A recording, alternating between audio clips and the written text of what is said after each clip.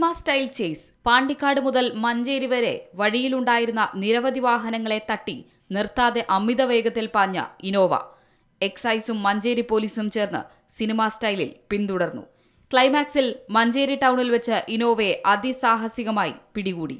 പരിശോധനാ സംഘത്തിന്റെ നിർദ്ദേശം അവഗണിച്ച് രക്ഷപ്പെടാൻ ശ്രമിച്ച വാഹനം നിരവധി കിലോമീറ്ററുകൾ പിന്തുടർന്ന ശേഷമാണ് മഞ്ചേരി സെൻട്രൽ ജംഗ്ഷനിൽ വെച്ച് തടഞ്ഞു നിർത്തിയത്.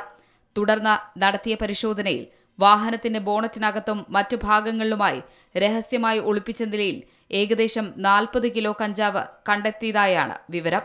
കഞ്ചാവിന്റെ കൃത്യമായ തൂക്കം ഇതുവരെ രേഖപ്പെടുത്തിയിട്ടില്ല.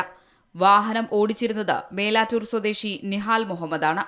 ഇയാളെ കസ്റ്റഡിയിലെടുത്ത് ചോദ്യം ചെയ്തു വരുന്നു. കഞ്ചാവ് എവിടെ നിന്നാണ് കൊണ്ടുവന്നത്, എവിടേക്കാണ് കടത്താൻ ശ്രമിച്ചത്, സംഭവത്തിൽ കൂടുതൽ പേർക്ക് പങ്കുണ്ടോ എന്നതുൾപ്പെടെയുള്ള കാര്യങ്ങളിൽ എക്സൈസും പോലീസും അന്വേഷണം ഊർജിതമാക്കിയിട്ടുണ്ട്. C Malayalam news, Malappuram.